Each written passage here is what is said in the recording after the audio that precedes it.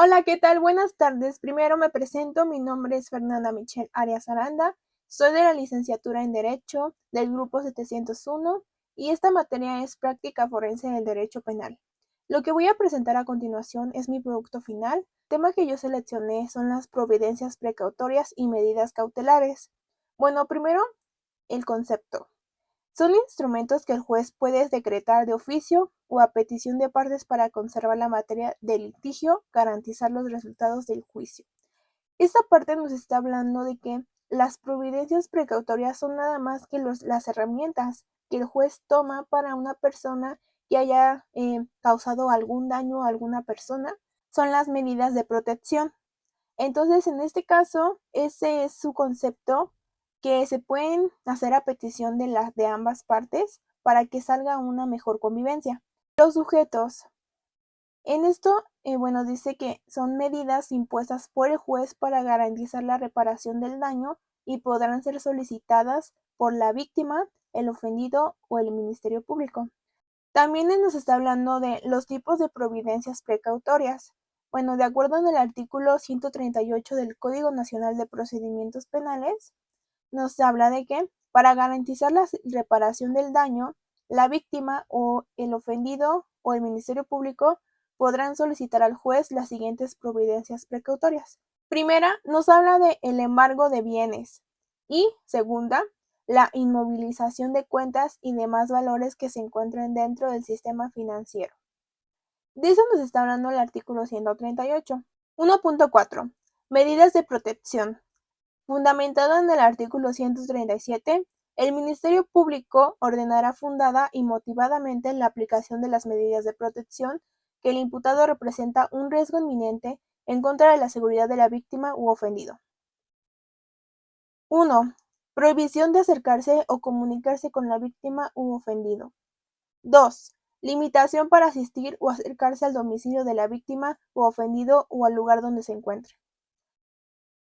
Más que nada, las medidas de protección son las que el juez toma en cuenta para en este caso se llama acusado porque todavía no ha tenido una sentencia, entonces no es imputado, es acusado. Más que nada al acusado. Y estas medidas, aquí nada más nos habla de dos, lo cual es un poco complejo porque las medidas cautelares son 14 fracciones, pero tienen algo en común, pero son diferentes más que nada. Las medidas de protección, el juez las toma en cuenta en caso de que el acusado, la persona haya hecho algún daño a la víctima. Y las medidas cautelares son un poco más estrictas porque ya llevan un proceso más que nada y lleva un seguimiento del juicio. 3. Separación inmediata del domicilio. 4. La entrega inmediata de objetos de uso personal, la prohibición de realizar conductas de intimidación, vigilancia en el domicilio de la víctima ofendido, protección policial de la víctima ofendida, auxilio inmediato por integrantes de instituciones policiales, traslado de la víctima o ofendido a refugios o albergues temporales, así como de sus descendientes, y el reingreso de la víctima u ofendido a su domicilio una vez que se salvaguarde su seguridad. Muy bien, estas medidas de protección, lo único de lo que nos está hablando y habla más de la víctima, de la seguridad de la víctima.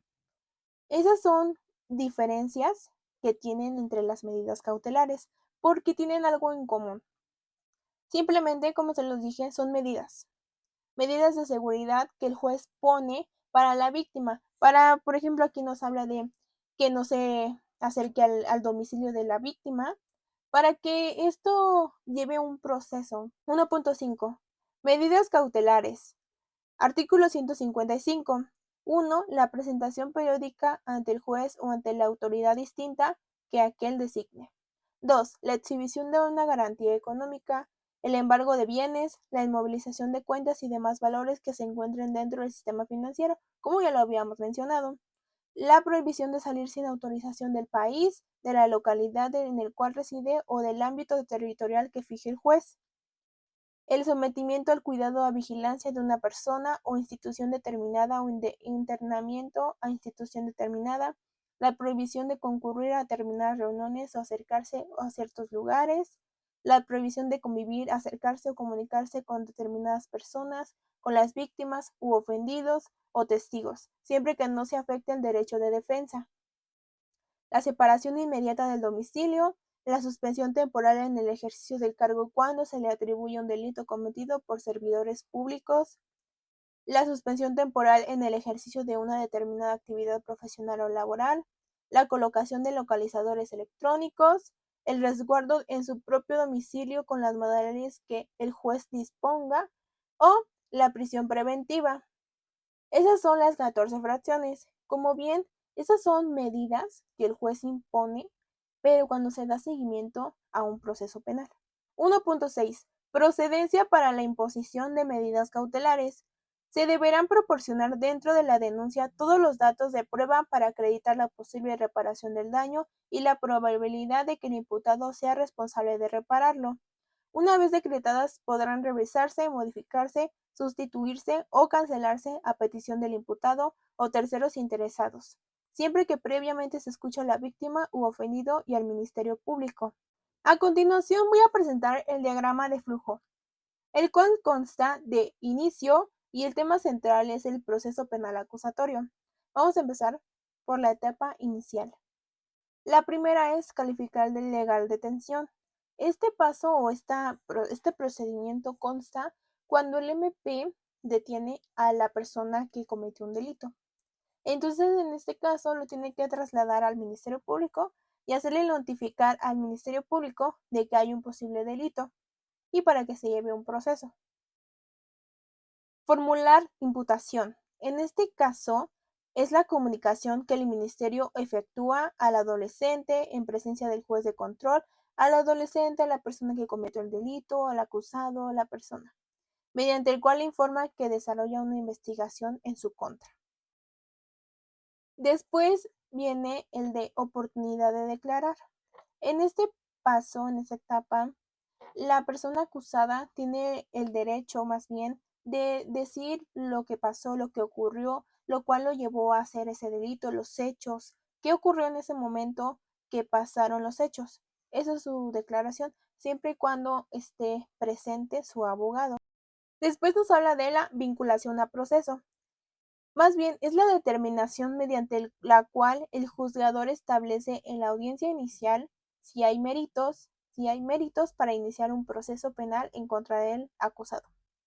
Es más bien esto, si el juez determina que el acusado cometió tal delito, si ocurrieron los hechos, entonces se va a vincular al proceso, se va a seguir con el proceso.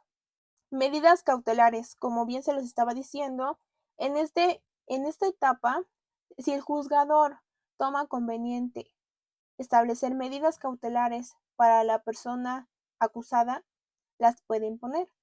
Cierre de investigación. Aquí lo único que se hace es que se cierra esta etapa inicial. Después nos habla de la etapa intermedia, la cual puede ser escrita u oral. La primera etapa, bueno, el proceso, como bien lo dice, es la formulación de la acusación. La formulación de la acusación es el momento procesal en que la Fiscalía acusa formalmente ante el juez de conocimiento al autor o partícipe de la conducta punible. Notificación de la acusación. Como bien lo dice, aquí simplemente se va a notificar a la persona acusada de que se le está formulando una acusación y la cual se tiene que presentar para seguir con el proceso. Víctima coadyuvante. En este caso, es el posicionamiento formal para que la víctima u ofendido participe en la pretensión de la acción penal. Defensa ofrece pruebas.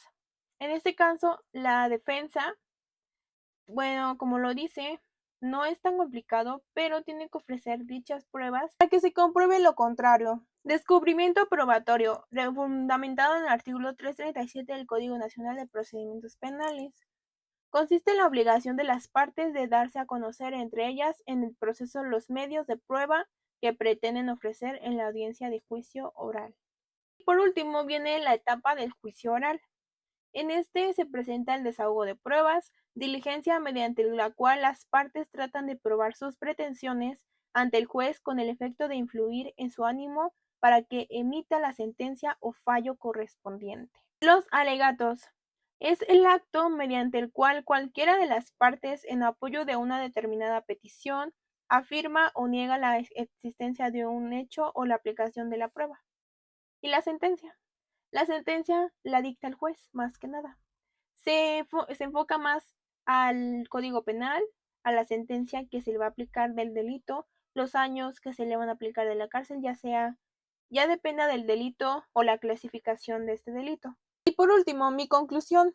La presentación me pareció interesante e importante, ya que habla de las medidas de protección que se pueden tomar en caso de algún daño a la víctima u ofendido por la persona acusada.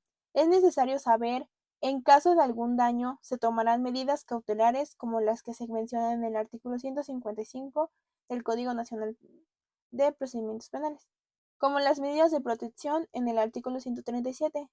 Ambas son herramientas legales utilizadas para garantizar la protección de los derechos de las personas, pero tienen diferencias.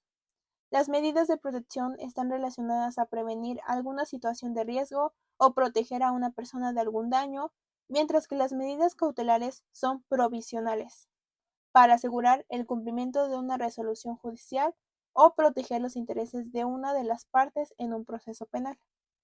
Y eso sería todo hasta este momento. Espero que les haya gustado este tema, que todo haya salido muy bien, que se los haya explicado bien y que tengan sabiduría y conocimiento. Y hasta luego.